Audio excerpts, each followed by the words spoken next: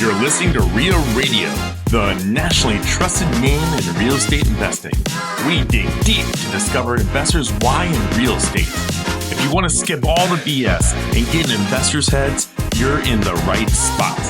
Be one of the thousands to check out RIARadio.com.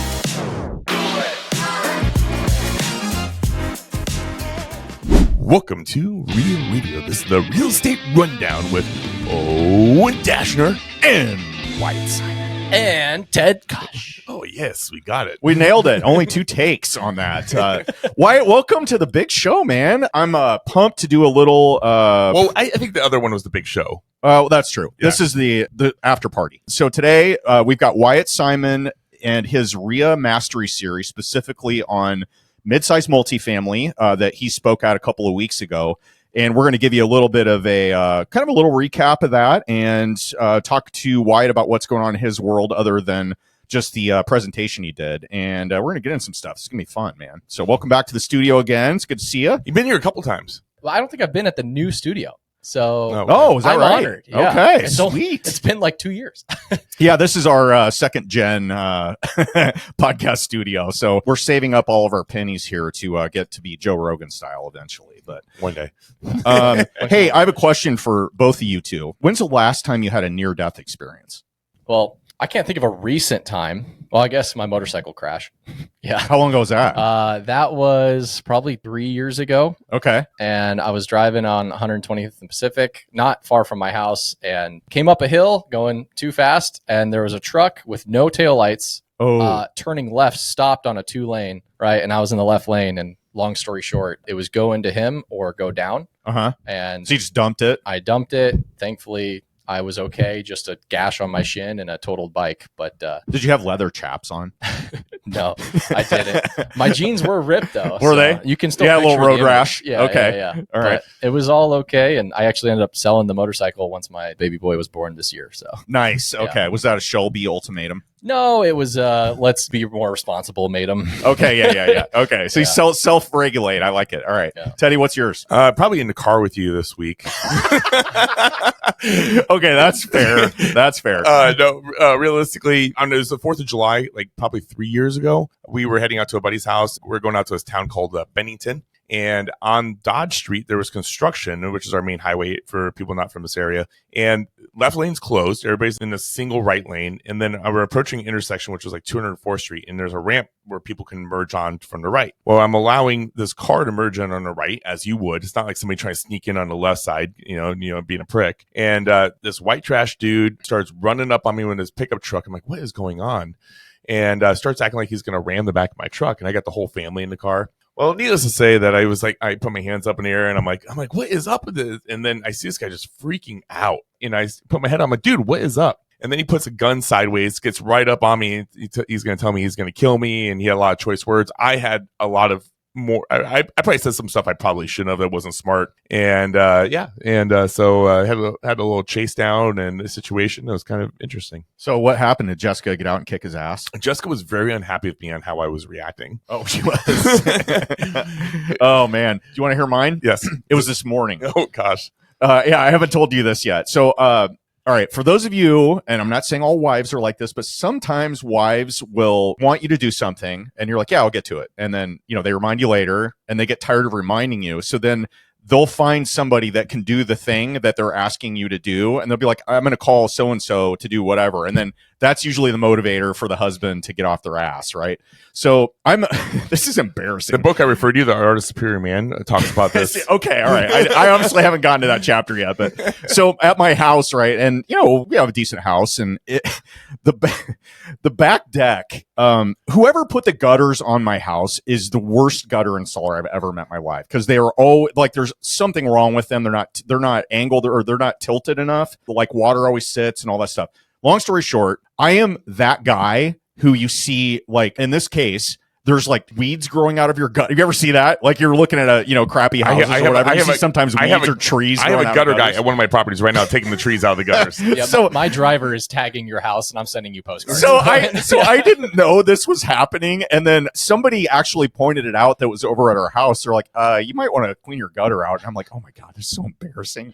So yesterday, Jen drops this on me, and she's brought it up a couple of times. And I'm like, "Oh yeah, I forgot. I'll get to it. I'll do it this weekend or whatever." So yesterday, she's like, "Hey, this guy was going around the neighborhood and like he's doing door hangers and he's like, I clean gutters or whatever." And he's like, "Should I just call him or whatever and get this knocked out?" And I'm like, yes. I'm like, here's the thing, man. I feel weird about $125. So yes. Now in hindsight, that makes a lot of sense. Kyle Harold, I know you listen to it. He's a local firefighter. He comes and cleans the gutters for $125. Oh yeah, I think I have his. Okay, I'm gonna call him because he's at one of my properties right now. So here's what happened. So I go and I'm like, all right, I'm just gonna get this crap out of this section of gutters, and then it like turns 90 degree and goes down the long side of my house, right? So I get a kind of a, I don't know, whatever, 6-foot ladder. And just enough, I dig all that crap out. But it's like, there's like a lot of shit in this gutter. I mean, it's right by a big tree, right? So I'm like, why is this not draining? Just tell us how you died. So I get a hose, right? I haul this hose this up. was a death experience. I haul this hose up from from down below where the spigot is. And I go up the steps to my deck. I get on the ladder. I go up and I'm scooping this out. And then I'm like, spraying down the gutter. And the whole thing fills up. And it's like overflowing black gunk all over my deck. And I'm like, oh my God, this is worse than what was there before.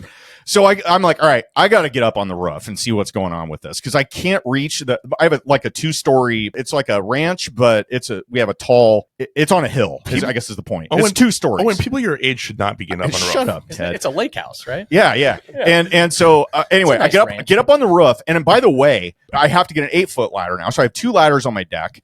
And I'm lugging this hose that's on full blast because I have to go down below and turn it on and turn it off. So it's like a pain in the ass to run it up and down the stairs, right? So I leave it on.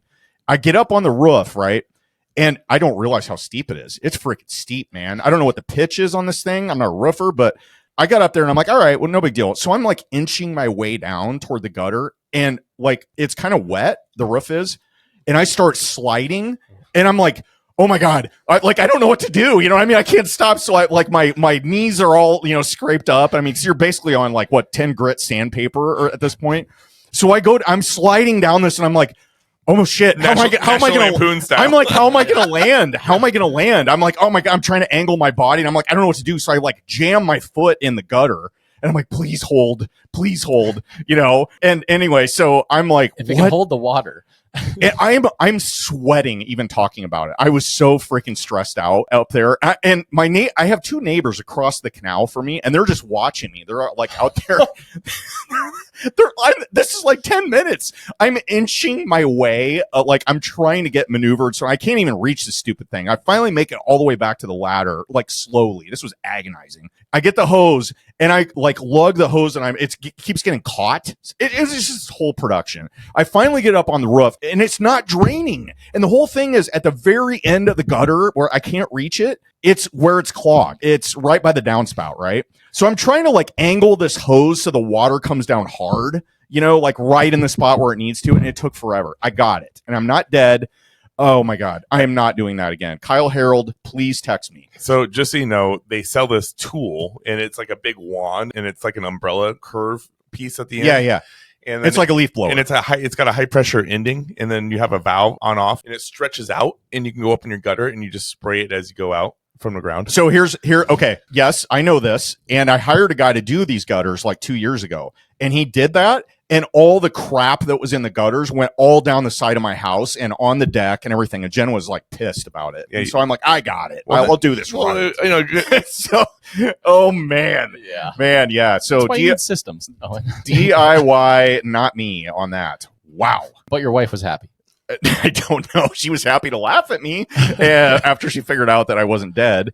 But I'm curious to go back and look. She wanted that payout, dude. You know the Aura ring, right? So Ted and I both have Aura rings. Yours a wedding ring. It'll show you what your heart rate is at all times during the day. I cannot wait to go back and look at what was going on with my physiological activity. Oh, It was stressful. So anyway, how was your week? So I think the good question is, do you have your will set up? I'm good, And, man. and what happens the day you do die? I'm worth a lot more dead than I'm alive. Do you have everything set up for Jen to walk in and be able to take over? She's going to take over what? Well, all the projects you have going on. Does she? The podcast? Does she? Yeah. Dude, this is funny. Out of 200, this is our 249th episode? Yep. You know how many podcast episodes my wife has listened to? Zero. One. Okay. You know who it was? Josh Nix. Because he's ripped and he's a good looking dude, and she happened to see that pop up on Facebook, so she checked it. I'm like, "Are you kidding me? You only listen to one." I'm like, "Yes, exactly, yeah." So the thumbnails matter, and we are going to talk a little bit about social media and marketing and doing content, that kind of stuff today. My wife listens to these Monday ones just to see what the heck is going on in my life that she doesn't know about. You need more date nights. That's funny. Yeah, love you, Jen. So, okay, speaking of content, Wyatt, we were talking before we started recording. You put out some like bangers lately of video content on your YouTube channel, which is what's your handle on YouTube? Do you know what I'm So it's Wyatt Buys Buildings, soon to be the Wyatt Simon. The Wyatt Simon. Yeah. Okay, you're the Wyatt Simon official. Yeah. Okay, and you started doing this how long ago? Yeah, so it didn't happen overnight. And even then, it's like I have one video that is like starting to finally catch wind. And so I started doing this in February, and we're here this year. Yeah. Okay. And we're here in September, right? So it's been like, it was like 6 months of just grinding it out. And like, I sucked. Like, you all suck at, yeah, of course. First, yeah. Right? And you're paying for production, right? It's just like, this is tough. But finally, I released this video like 2 months ago, and I kept seeing it. And it's a day in the life. Mm-hmm. So it's just like a day in the life video of me going through literally like one of the nastiest houses I've bought with cockroaches and bed bugs and all the things, going through what we're going to do with People want to see that. Yeah. Yeah, they love gross stuff. Yeah. And so anyways, now it's up to 15,000 views. And just in the last 2 weeks, I went from like 98 subscribers to like over 650. That's so cool. It's just like, and you need this works. And you need 1,000 to be monetized. Oh, that's the cutoff? Yeah. And I'm not really doing it for monetization. It's more of just like, well, if you get monetized, you know you're doing something right is the point. Well, okay. So on that note, like, okay, so your businesses that you're involved in, you've got a coaching mastermind program, right? And do you have a name for that? What's that called? So that's a 7-figure mastermind. 7-figure mastermind. And so Wyatt does coaching for newer investors. Are there experienced ones in there too, or is it mainly for newer folks? No, it's really like I help people get from 0 to 1, but then that usually takes like 90 days. Like buy your first home in 90 days, right? Okay. But then it's like everything else going from like 2 to like 10 in a year. Mm-hmm. That is the systems, and that's really who I serve is the investors that want to go like, oh, it's cool, I did 1, but like, how do I replicate this consistently? Who gave you the idea to do that? Or was that just from your proximity to working with Jake and Gino and doing coaching for them? And you thought maybe I can kick this off and make it a thing for myself. Is that kind of the impetus of it? 100%. I'm a believer in the results that I've seen. Right. Yeah. And so it's like, I've spent $200K in private education. Mm-hmm. Right. And it's helped me get to where I am at the age that I am. Like there's zero chance I would be where I am without someone giving me the answers to the test. Yeah. And so I paid for education, my first coach. The next year I bought 22 homes. I was like, well, that was worth it. Yeah. Then I got into multifamily and I was like, making some mistakes, paid for education, bought another 100 units. That was worth it. Right. Yeah. Got into my business for myself, passed out 4 times from stress, and then ended up in the hospital. And I was like, I don't know if I can do this. And then hired a business coach. I was like, well, that was worth it. Now don't have to work in that business. Right. I was like, okay. So I was like, and then along the way, everybody's just like, how are you doing this? I'm like, well, I just got guys I'm paying to tell me what to do. And eventually everyone's like, well, can you tell me what to do it? And so eventually I started a coaching program about almost 2 years ago. Okay. Do a like after action report here on the first 2 years. Can you give us a postmortem here? How's it gone? How long did it take you to develop the curriculum, if that's what you call it, for that? Is that pretty time consuming to put together? It probably took me, the first thing I did is I wrote a book. Yep. Right? Because I was just like. And what's the name of it? Your First 100 Units. Your First 100 so Units. It's the Real Estate Investor's Playbook to Scaling a Portfolio. And where can they find that? On Amazon. Awesome. Yep. It's got some spelling errors. I probably could have edited it better, but it's on there. And it's all there. the good stuff. Done is better than perfect. Exactly. So I did that, and then I built the just kind of like the educational system around it. It probably took me 3 weeks all in all to write the book, shoot the videos, because it's just all I did was distill all the content that I had into what's going to work for you going from 0 to 1 and then 1 to 10. Like, okay. as quick as possible. And this is more or less geared toward residential, right? It's single family, or is that not necessarily? Yeah, I would say it's mostly for people that want to buy single family or flip single family. Okay, got it. And so anyways, yeah. And then as I've gone along, it's kind of like you serve one avatar, which is like how to go from 0 to 1, which is what it started with. Yep. Right. Yep. And then it's like you see these guys crush it. Like literally, like that has to be so satisfying. It's super fun. And then they're like, I mean, even more so than if you did it yourself, like seeing somebody that you taught how to do something and they followed what you advised them to do and they're successful. Yes. I love that, man. Yes. That's so cool. And it's just like proximity is power, right? Mm-hmm. Like I have a branding coach that I've been working with for the last 6 months, whatever it is, right? Okay. Yeah. Like he's got hundreds of thousands of subscribers on YouTube, right? Yeah. I paid to be in his proximity. And now I'm starting to see some results. Like, oh, cool. Weird how that works, huh? Yeah. Yeah. And so now it's like, it's funny, like some of the students that started with me, now they're hiring their first employees. And so now, like, you know, that's so cool, dude. They went from making 150K to now they're making 500K, and they're just like, they don't have time, right? So now they have time because they're hiring the people to be able to put the systems in place. Yep. So it's like, which, and I know you just hired somebody pretty key for your business. We're going to get into that in just a second. Yes. But yeah, so does somebody do they like graduate ever, or is it just a continuation and they just pay as long as they're getting usefulness out of it, or how's that work? Yeah, I'd say it's a value system, right? If I stop growing, then eventually you're going to catch up to me. And that's really the point, right? Like, yeah. Shorten your learning curve to get to the results I've had sooner than me. Yeah. Right. But I'm not going to stop growing. Like I've spent 45 grand in education this year. Yeah. Like legitimately. Uh-huh. And so like I'm continuing to grow as fast as I can with people that are ahead of me. And then in turn, I can just help whatever I'm qualified to help if they need that solution. Right. So like it was real estate investing, which it still is, but now it's like hiring employees and building systems. How long did it take you to get traction with getting people that wanted to sign up for the program? Did you have several right away? You're pretty well known around the real estate circles here. Was it fairly easy, or did you have to like market and look for people? I have you guys to thank for that. Right. Like all I did was I posted on social media my journey. So I think over the last when I started coaching, I was probably 5 years in.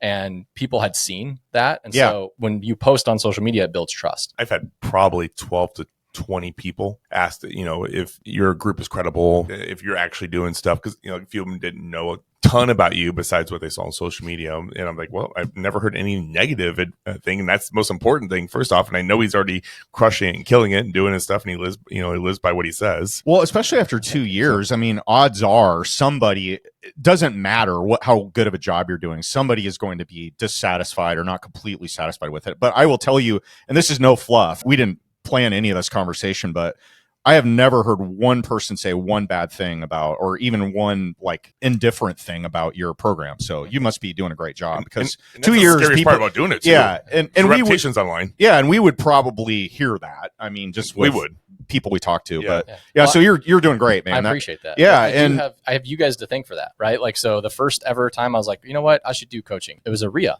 right? It was a speech at a RIA, and I was just like, you know what, I'll do like a little accelerator. And then it came from that. What I'm hearing is you want to give us some royalties so that we can continue production at RIA Radio here. True. Oh, okay. We'll figure an advertising spot for you. Perfect. Okay. So you just announced to Ted and I when you walked in here that you made a pretty big move in getting a key employee on board, right? Or they're going to be coming on board. Yes. Tell us about that. What's the role? Yeah. So I just hired our first acquisition manager for our home buying company, which has always been my role. Yep. Yeah, it's always been me. And honestly, we kind of created it as a lifestyle business. So it was like, I can do it pretty leveraged, right? And it's a good ROI. I'm not bad at it. But long story short, a guy reached out to me that's just a killer. Yeah. And we're like, all right, let's try it. Right. Okay. And so, I'm finally not working within my home buying company. I've already systemized the property management company. And now it's like, we're going full bore debt fund. But Oh, cool. Okay. Okay. So, you're doing legal wholesaling, and wholesaling is such, a bad word right now. And there's so many states that are saying you cannot do wholesales here anymore. It's just, it's happening left and right. Am I wrong? And so how are you navigating to do legal wholesaling. And yeah, what's the difference? I guess can you Yeah, great maybe take a question. stab? What's so bad about wholesaling? And I know a lot of you probably know what it is, but I bet there's a lot that don't. What's the difference? Yeah. So, well, Ted's right. This industry is getting a really negative connotation because there are people and gurus and coaches that are teaching people to go do wholesaling when you're starting out, and they have no buying power. So they'll put a property under contract, a distressed seller that needs to close, and then They're depending on that sale. right. And then it won't because the wholesaler can't find a reputable buyer because they have no idea what they're doing. Yep. And then it doesn't close. And this is where the regulatory commission has been stepping in to be like, this is just not right. Right. Yep. So there's been a lot of regulation. I got my license because of the wholesale regulation that came to Nebraska. So you have to be a licensed realtor, or you have to hire a licensed realtor to wholesale legally in Nebraska. Mm-hmm. And Iowa now too. And in Iowa, you have to be a broker.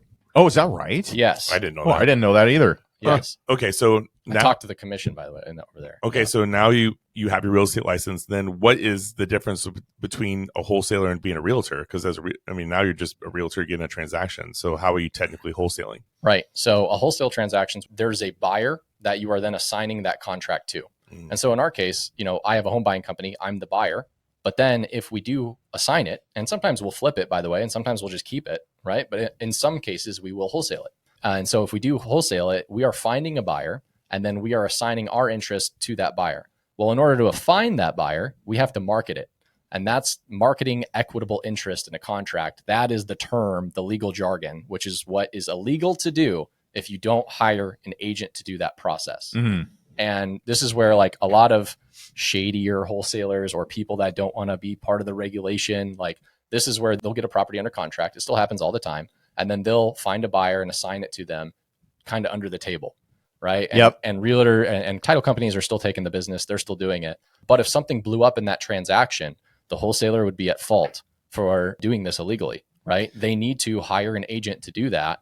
Or, a lot of the times it's just easier I just wanted to get ahead of all the regulation, do it right from the get-go. Yeah. So figure out what do we got to do it perfect, and then come to a brokerage that will allow you to do it. That's why I'm at Realty One, right? Yep. They actually allow wholesale transactions as long as you do it correctly. Yep. And there's a lot of just crap that you have to do with it. Yeah. But then as long as you get all the paperwork done and you do it right, well, then you can market it. So I think. But in that paperwork, you're disclosing to the seller that, hey, these are my intentions. This is how much profit I plan to make. Do you have to go that deep? You don't have to say the profit you intend to make. Mm-hmm. And I set very good expectations with them, right? I've actually never had a negative review or my home buying company ever. But yeah, just because we believe in, doing very honest business. Yeah. But anyways, yeah. So we disclose, like, we are going to market and sell our interest in this contract. And so my intention is to market and sell this for a higher profit than what I have it under contract with you at. And as long as we're both on the same page, I'm going to do some showings, I'm going to do marketing, but this is what I'm doing. And it's in order to get you XYZ. Right? Yeah. It's in order to get you, out of this home and into the new home and get a for sure buyer for it.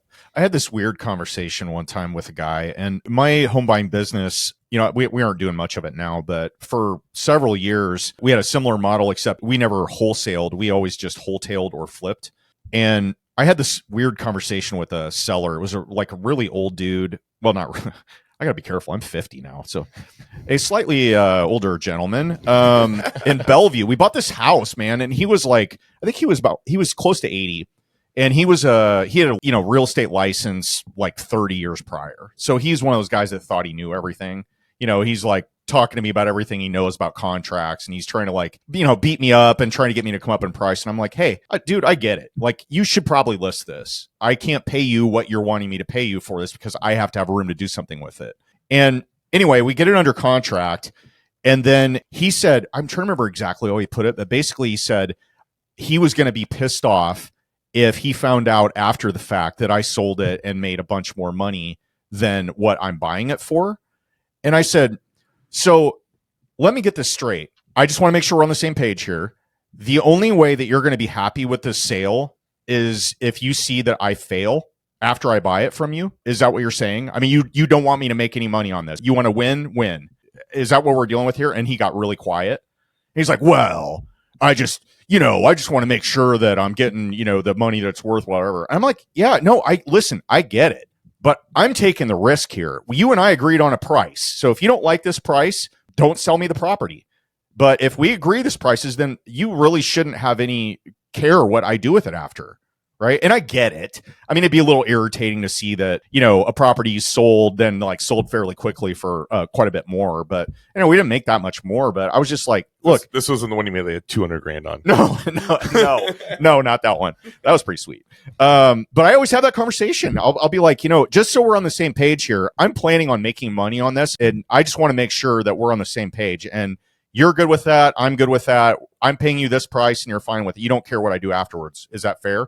And what are they going to do? Say, no, I don't want you to make any money? Of course not. You got to have the conversation though. Because if they find out afterwards, that's when negative reviews come in, right? Or something or like that. Or call it a commission these days. Right. But no, that's cool. And I will commend you for front running that whole thing, because it caught a lot of wholesalers flat-footed in Nebraska when they pulled the rug out on that and introduced those regulations and requirements that you had to be licensed or work with a licensed agent and all those things. And you were probably one of the first people that I saw that actually went out and got licensed and disclosed like you should and transacted. You're actually one of the few kudos, man. You're one of the people that actually post on the RIA page too, the proper legal posting that you're supposed to do. And so Ted just gets exasperated every week. He has to delete so many posts. I mean, my John, our admin, like probably 20% of his job is just maintaining the Facebook page. But every time there's a wholesaler who wants to post, I'm like, just look at Wyatt's posts. That's the standard. And if it isn't to that standard, I don't want it. Yeah. Well, I appreciate you guys both saying that. Remember, I told you like proximity is power, right? Like my partner is Sean French, the silent guy in the background. Yeah. He's got one of those. Like I'm a Christian. I feel like I have a good moral compass. Sean's standards are just impeccable. Like, like no gray areas. There's no gray area. Yeah. And so like anytime, and that's something that, Sean and I partnered so long ago when I was in my young 20s and he's a decade older than me. Mm-hmm. Right. And so that helped me grow as an individual. And so we've just always operated by, we're going to do it. We're going to do it right. Yeah. And that's why I also put everything on social media, right? It's like, I'm not afraid for you to see what I'm doing because I have nothing to hide. You don't have anything to hide. Yeah. Yes. Your transparency is power too. Yes. Yeah. So proximity, transparency. Yeah. I feel like we can make a rap out of this. I mean, there's only one other wholesaler I could ever think of that had a license that was doing it like that beforehand. That was Van Harmon. He was QPS. Yeah. We have to talk. Maybe sometime next year we can have you speak on legal wholesaling if you're down for that. Yeah. Oh, yeah. Dude, that's a great idea. Yeah, actually, I don't know why. We had Paul Vacheski talk about the legal contract side, but we didn't have anybody talk really on the business side. Well, somebody that's actually doing deals. If you're down with that. Yeah, I'd happily do it. Okay. There's a whole package, especially like I do it for my mastermind members, but I could give it away just exactly what documents you need. And there's a process to do it. Like it's exhausting. Like, to be honest with you, like I double sign like seller SPCDs because you have to, it's exhausting. Yeah. Yeah. Hey, question for you, Wyatt. I have this. So with all the transactions you've had over the years, and I know you do a lot of wholesales. I know you flip. I know you've got rentals, all that stuff. So we had somewhat of a similar business minus the wholesaling for what I do. And obviously you and I have competed on deals together before. So kind of frenemies type situation. But so Brandon and I, my flipping business partner, we started nicknaming properties where you go out and you know that you have arrived at the lowest possible number that you could potentially buy it for the seller. Like there's no more negotiating, and you've got some room there, but it's not enough to where it's going to be like enough to where you could do a flip or you could wholesale it or whatever. So the margin is a little thin. We call those tweeners. So it's in between what you can do with it. And like those really suck because you have to make tough decisions on that because it's a deal.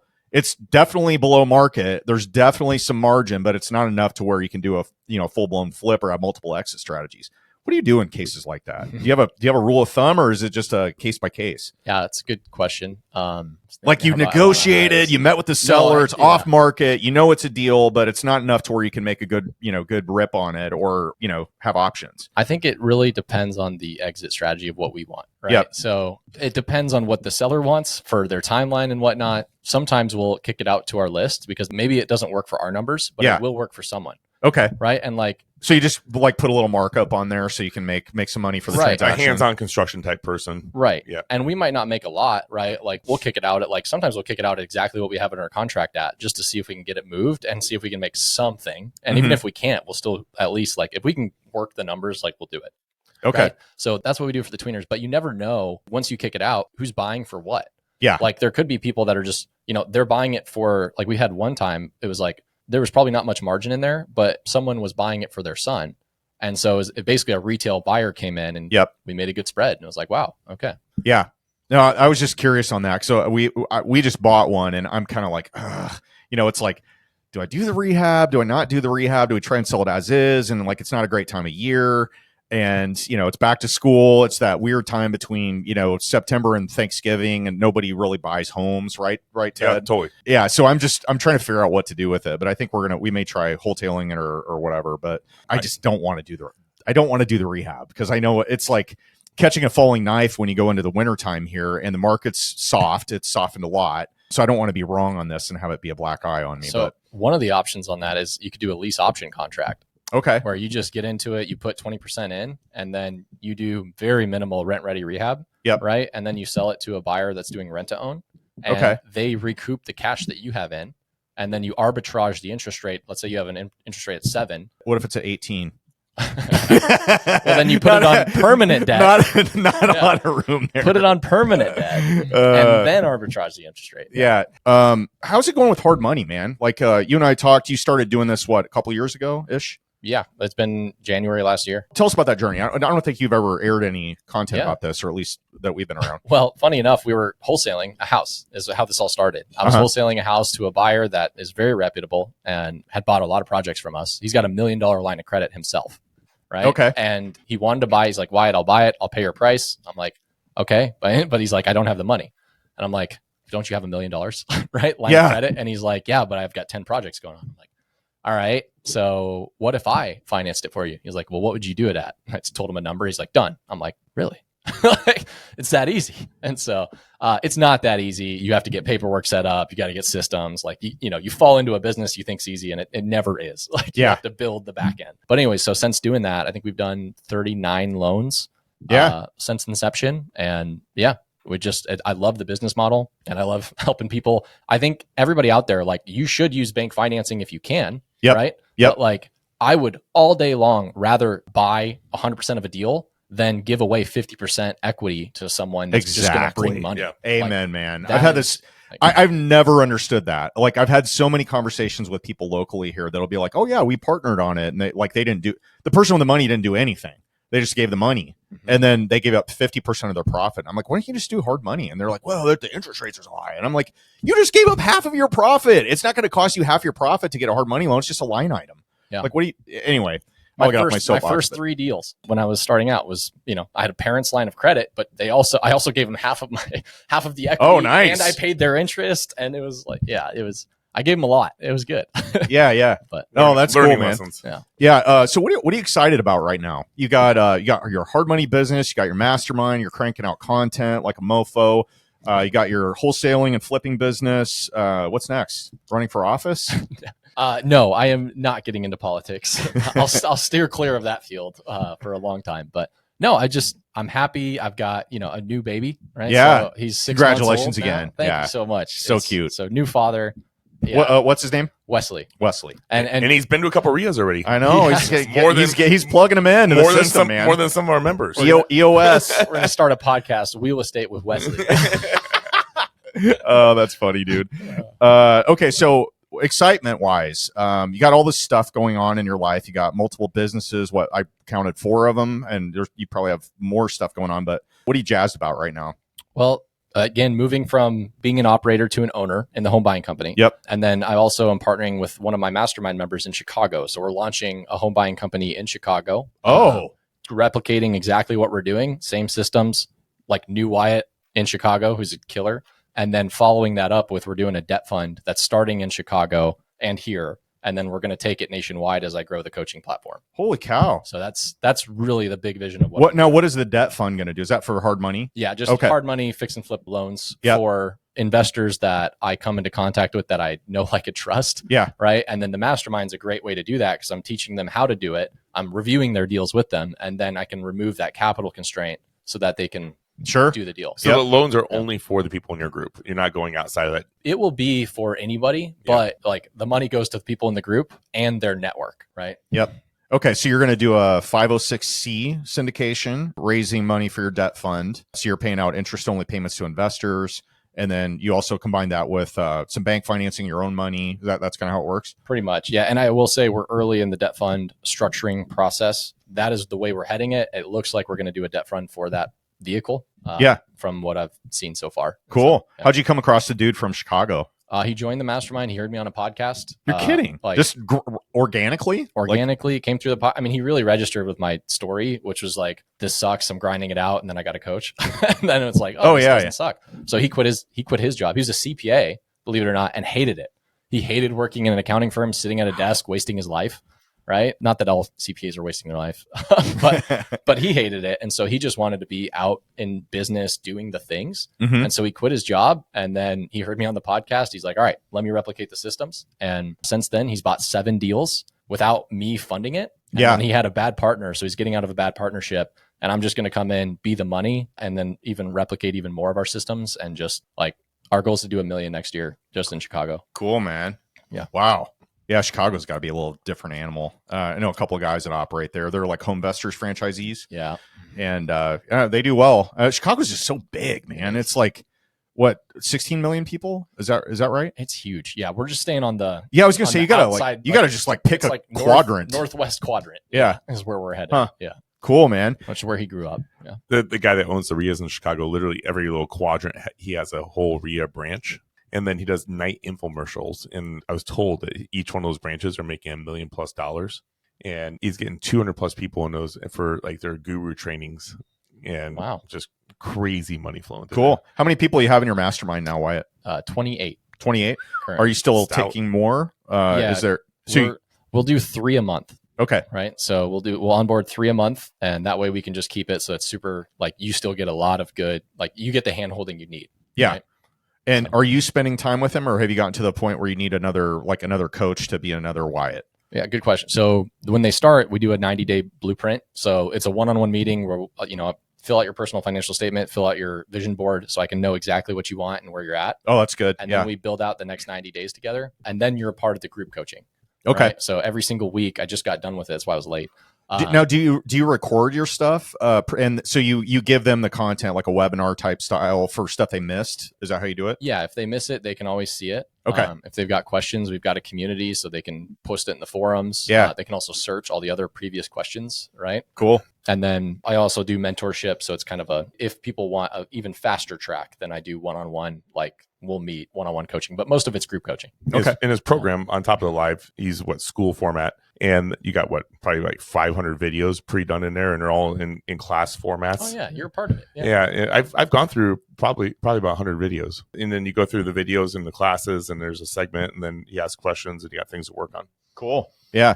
All right. Well, given that you've got the biggest brain in the room here, obviously, do you have anything in the hopper here? I know I'm catching you off guard with this, but we have a section that we call the Golden Nugget. You gonna put a golden nugget on Wyatt? I am. Yeah. Okay. This is a first in RIA radio history. So this is going to go down in the archives, buddy. Are you sure? Are you sure about that? Episode 24. I want to see what he's got. Okay. He's like freestyling here. So I'm throwing this at you. What do you got for us? You got a golden nugget in the hopper? Golden nugget. All right. This is the thing that has served me the most out of literally everything that I've done. It is the one thing. If I could replicate one thing. Yes, I can't wait. A lot of people just reset at the end of the year. They're like, okay, I'm going to do a New Year's resolution. I'm going to press reset, and then I'm going to refocus my goals. And then for a lot of companies, they do quarterly meetings. Yep. So 4 times a year, right? Well, I read Stephen Covey's 7 Habits of Highly Successful People. And for whatever reason, I just started doing this. Like, I set my year goal. I set my quarter goal, backing it from the year. I set my monthly goal, backing it from the quarter. And then I set my weekly goal, backing it from the month. And then every day I just look at, okay, what do I need to accomplish this week? And I'm just doing as much volume as I can towards that goal, that micro goal, to move it. And I think if we just take the time to reset once a day, right? And if you can't do that, like, do it once a week. Yeah. Right? At least like take a Sunday and like think through what's important to you and what you want to do, and then plan it out. And then just go execute on it during the week. Like, have 52 resets. If you can't do it every day, if you can't do it 365, have 52 resets. And when you're focused on what you want, it will happen. Oh, I love that. So yeah, what's the saying? Goal without a plan is a wish. Or like, as the immortal Deadpool says, it's an educated wish. Immortal Deadpool. When he was talking to Wolverine. When you're talking about that, there is a person that I need to introduce you to. I don't know if you know who Andrew Devlin is. He's business partners with on the coaching side with Jason Drees. But his part of it, he only coaches coaches for the most part. And then his wife is also a coach. And then he was also a top Tony Robbins coach in the country, or if not the world. He beat out over 250 people to get a position with Robbins. Yeah. And he looks like Tony Stark. He looks just like Tony Stark. He does. All right. And but he's got a cool ass accent too. Yeah, he's from Europe. But anyway, he travels around and does coaching programs, but he specializes in working with people that have a real estate background. So good dude. Might be a good introduction for you. I'll talk to him. Yeah. Appreciate it. Well, before we wrap up, Wyatt, we had an awesome time having you down at the Rehab Mastery event. This whole series wraps up with you. And every week we've had somebody come in and speak or done a replay of their specific speech. What can people expect to hear in the speech that you gave? Well, it was geared towards mid-multifamily, but really it was how to build a business that has systems that can function without you. And those are a lot of buzzwords, but it's like tactfully, here's how to do the things, and then here's how to train someone to do the things. Mm-hmm. And that's why I passed out 4 times from strats. But it's funny when how to hire. When you had that part of the video in the slides and you're in the bed, I was sitting next to Wesley and Shelby in the back, and I looked at her and I kind of see it in your eyes that the pain a little bit you see when you see him talk about that every time. She's like, yeah, that was a rough time. Yeah, it was not fun. But yeah, I would say there's really 2 things I see people all the time. It's you have to learn how to do it. Like that's the skills. Like you have to learn how to negotiate real estate. You have to learn how to analyze real estate. You have to learn how to talk to sellers, like all the things to close deals. But once you learn how to do that, well, now can you teach it, right? Can you move to the next level, right? And then, or like when you're doing that, they're like all the back end crap, right? You don't have to do it, right? And so that's like hiring a VA to do the background stuff. And so that opens up your capability. So all of that speech is how to do those things so you can just get more for your time. It's creating leverage. I wish there were VAs out there that could clean my gutters out, but I think I have to have an in-person. $4 an hour sounds good to me for gutter cleaning, but there are just people for that too. Oh yeah. You don't have to have VAs. That's true. Yeah. So scaling through leverage and reverse engineering your life. Those are 2 pretty awesome sound bites, man. Okay. So when you were asked to speak at this Midsize Mastery, and I know you're a seasoned veteran of speaking at the Omaha RIA circuit that Ted does. What is it? 6 times? Is that what we arrived at? Was 5 or 6? 5 or 6. Yeah. But I'm not a seasoned veteran on the clicker. I'll tell you that. That was not good. We had a lot of issues with he already bought his new high-end clicker. Good. But when you got asked to do that, so we had 5 speakers, and you ended the day. So you were more or less the keynote, if that's how that works, or first or last. But if you had to pick, okay, you didn't get a pick, I don't think. No, nobody. Spots 1 through 5. There's lead off. There's right before lunch, right after lunch, mid-afternoon, and then wrap up. Where would you have picked? I was really happy where I landed. Oh, you were? Okay. I would have picked either first or last. And I liked being last. So interesting. The real estate commission gave us that flow to get the accreditation done. So we picked a different flow. I'd have to look to see how we had it all originally laid out. But then the real estate commission stepped in and said, no, we want this grouped up, and this is how we're going to do the credits. The funny part about that is, like, of the 5 people we had talk, we had like 3 of them were very, very particular about where they wanted to come in at, and not mentioning any names. Schwartz, Jerry, but yeah, Jerry was not happy about. No, she did not want to lead off, but she was great for a lead off. Yeah, she was good. She got everybody amped up, got the crowd involved. That was an interesting deal. But no, you crushed, man. That was great. You've gotten better and better every time I've seen you speak. So keep doing your thing with that. But all right, man. What's next for you? So you got all these things you're doing. You got some a big, hairy, audacious goal to wrap up 2025. Anything that you haven't crossed off the old goal list yet for 2025? Yeah, man. No, 2025 is going well. Okay, yeah. Cool. I'd say the big, hairy, audacious goal is to get to 100 million in the debt fund. Wow. That's in the next 5 years. Okay, 5 years. All right. I was like, dang, by the end of 2025, no. I'm going to be start stalking you to figure out how you're doing all this. I sense a merger happening at that. Yeah. You can acquire our company if you want to. No, that's cool, man.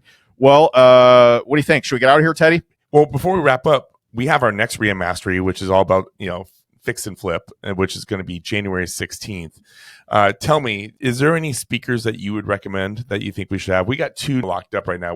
Haven't actually announced them yet, but I mean, Neil Gallus is doing a good amount of volume. I think he's done 17 or 18 this year. Yep. He's a mastermind member. Brett McKeever he's a up and coming guy, but awesome Christian dude. Yeah, we want to get him in on the podcast. He's too. a really good dude. We're coming for you, Brett. He just flipped one in West Side, like in my neighborhood, just down the block, doing well. Yeah. Cool. Well, we'll collab on that, and if you can think of any other people, it'd be good. We want to get the best. And if you want to jump on those tickets, go to riamasteryseries.com and you can get one of those tickets. They're just $250, and we'll have the full itinerary and lineup coming out here shortly. And the early buyers of the tickets will get a lock of Ted's hair as a special gift. Definitely not Owen's hair because he doesn't have any left. Nope, I already gave it all away. Guys, that is a deal, by the way. Like $250 for like 2, 3, 4 speakers. Like that's five speakers. Like that's insane amount of value, So. especially for like if they at all prepare for a speech like the last one. Like the amount of value in those things are insane. All right, you're going to be our salesperson for this then, Wyatt. Yeah, that's business number 6. We'll give a deal to everybody in your group. Oh yeah, a little group discount. Yeah, I love it. We'll work it out. And and if there's anybody in your group that you think we should be interviewing, send them our way. Yep. We'd love to chat We'll with them. do. But I've probably got 5 right now. Yeah. Well, Sweet. with that, Owen Dasher, you get us out of here. On behalf of RIA Radio, Aiden Bear and Ted Kosh and Wyatt Simon, you've been listening to. Wait a minute, I screwed that whole thing. The up. Real Estate Rundown. Oh yeah, that. Signing off.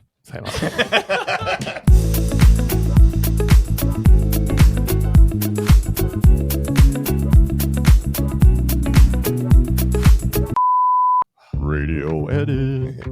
Jory. I froze. I didn't know what to do I there. didn't know it either. No. That's what I was like. Thanks for having me. I was like, Real Estate Rundown with Owen Dashner And Ted Kosh. And Wyatt.